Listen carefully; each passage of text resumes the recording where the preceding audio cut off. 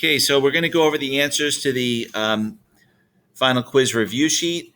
So you're looking at a picture in number 1, and you have to decide what are the living and non-living things. So the living things, I see frog, I see a fish, I see deer. You could also put a turtle, hawk, anything else? Raccoon, flower, grass, dragonfly. Okay, good. We get the idea. So how about anything that has cells, that's alive? How about non-living things? Water, sun. The atmosphere is made up of many things, so you'd have to specify a thing like air. Okay, so those would be good things. You could say soil. Those will all be good choices. All right, moving on. What's that piece of lab equipment? Graduated cylinder. Excellent, graduated cylinder. And number 3, the reading of the meniscus. 24 milliliters. Yeah, so it's understood that it's milliliters. We've worked enough with science equipment to know that science uses the metric system, and that's a small amount. If you've used a graduated cylinder, you know that it's in milliliters.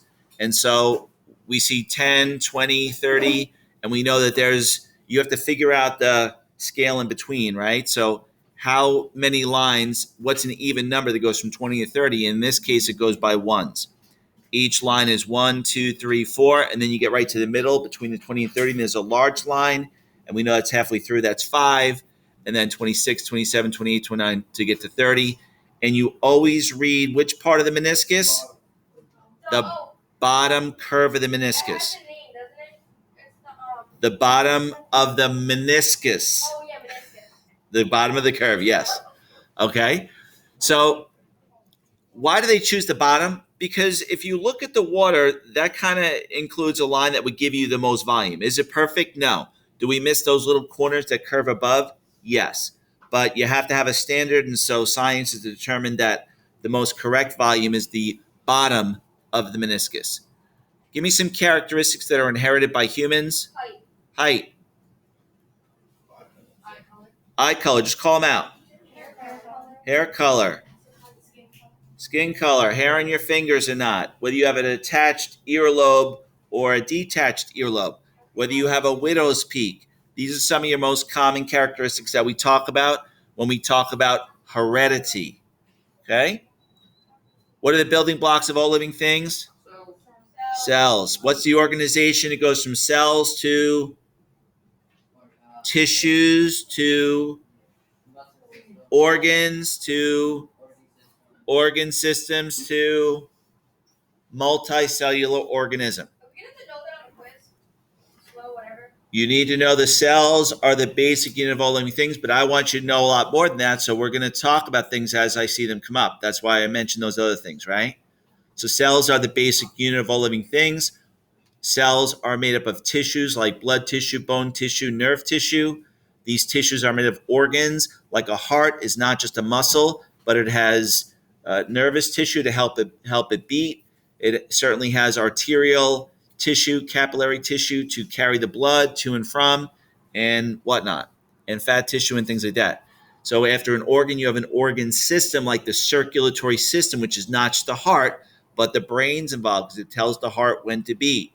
Okay, and you have, again, all of your blood vessels which carry this blood throughout the body.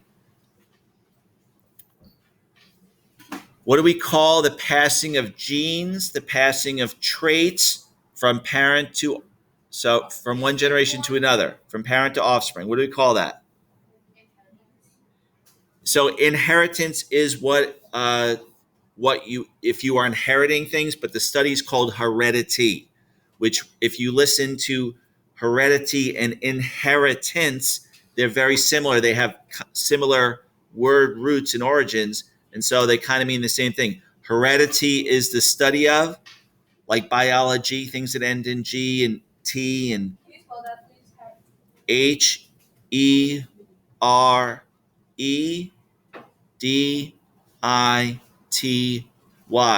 Heredity.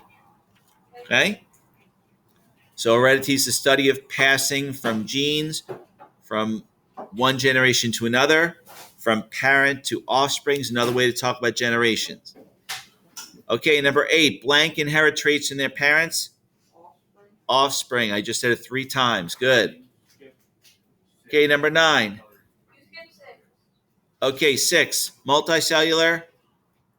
Call it out. Multiple cells in a living organism. Many cells or multi-cells. Unicellular. One cell in a living organism. Good. Uni means 1, right? So we already went over 7 and 8. Let's go to 9. Heart, bloods, veins are parts of what system?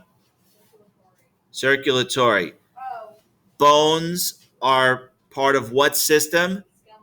Skeletal system. And the nervous system is made of what types of organs and parts? Your nervous system, the thing that causes you to react and respond to the environment. I hear, I see, I move. Senses.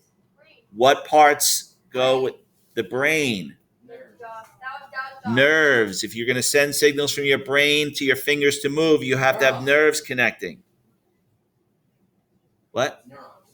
Neurons, which are nerve cells. What was the first letter here? Brain? No.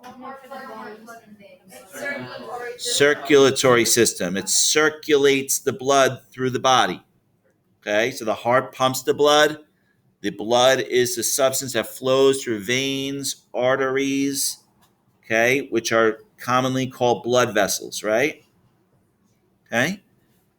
And the nervous system, brain, spinal cord, nerves, right, to help us react and respond. The eyes, the ears, okay?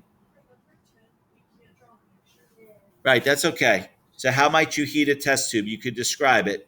John. On a Bunsen burner, aiming it away from people, not at the ceiling, and not towards people, aim it away. Good. So you have to aim it away from yourself and away from other people. Why? Why would you want to do that? Why not aim it right at yourself as you're heating it? Well, it depends who the person is. If it's going to explode, if it's going to boil out of the test tube and squirt at you or somehow, or have some kind of reaction, you don't want it to come at you, right? So you point it away. If there's some kind of unexpected occurrence, it will shoot away from the person looking at the test tube. What about a hot plate? What about a hot plate? Can you use that for number 2 also? I mean 10. So we're talking about in a safe way. So I don't know Hot plate. a hot plate describes a safe way. The safety is pointing it away from you, wearing goggles, right? That's the safety part of it. We can use a Bunsen burner. We can use a hot plate to heat liquids depending on what we're trying to heat. But the point is to point it away from you. And then you don't want it at the ceiling in case it does explode, and so it doesn't drip back on you, right? So you basically Sure. aim. So where are you supposed to aim it then? I didn't know where. Away from you. You aim the test tube away from you. Okay? Aim it at the person on the line. Yeah, okay. All right, list 3 pieces of safety equipment in the science laboratory. Yell them out. Call them out. Goggles, gloves, lab coat, mask if you need it. All right. Number 12, what is that picture there? A solar panel. Could say photovoltaic cell, photo meaning light, voltaic electricity, but and a cell being a battery, but it makes electricity, but solar energy panel's fine. Okay? The sun. Where does the energy source come from, everyone? The sun. The sun. And blank is the most important natural resource to humans. Air, oxygen. No, yeah, technically it is oxygen. You're right. You're right. Yeah, you can't live without oxygen. What's another really important resource? Water. Water. Very good. So make sure you know water. That's important. Air is important, but water is also very important to know. And what's the third thing people really need? Food. Is food as important as air? No. Is it important as water? No. And you know that because how long can you live without these things, right? 2 minutes without oxygen, 3 days without water, and a week without food. 2 weeks without food. The times and dates might be a little bit off, but the point is that air is definitely the quickest. They cut off your air supply, and that's going to finish you off first, right? And then water second, and food third. But certainly very important. All right, what are the 3 R's? We're on 13. The 3 R's? Resource. No. Reduce. Reduce, Recycle, repurpose. reuse, recycle, anything that conserves natural resources. Okay? So reduce, reuse, and recycle. Anything that reduces consumption. These are all the ways that we can help combat many of the human impacts that we've been talking about. Kaylee? Is the cell gonna be on paper? No. Yay. Okay. What is it? What adaptation? We've talked a lot about adaptations. What adaptations does a fish have to help it move through the water? Call gills help it breathe. Gills don't help it move. In this case, we're looking at the fins. You could say the tail too, I guess, but fins and a tail, right? Helps it move. What's a herbivore? Eat plants. What? Give me an example of herbivores. Cows. Meat. Okay? Cows, deer, anything else? Rabbit, No, rabbit. grasshopper. Turtles will eat fish. Okay, carnivores. What do? Give me a definition. Only eat meat. Eats meat. Examples? Lion. Bears don't just eat meat. Tiger, fox. Let's finish up. Omnivore. Eat both plants and animals. Plants and animals. Examples? Humans. And a bear is a good example of an omnivore because they'll eat fish, but they'll also eat berries and things. Chickens. Which order do they go in? Animals, plants, sun. No. Sun, plants, animals. Sun, plants, humans. Why must it go in that order? Transfer of energy. You always talk about transfer of energy. The arrows are going to the right. The sun gives energy to the plants through photosynthesis. And then humans eat the plants, so the energy is transferred from the plants to the humans. But the plants are gonna eat the animals. Any questions on this? The animals eat the plants. All right, nice work. The sun goes to the plants and And be ready.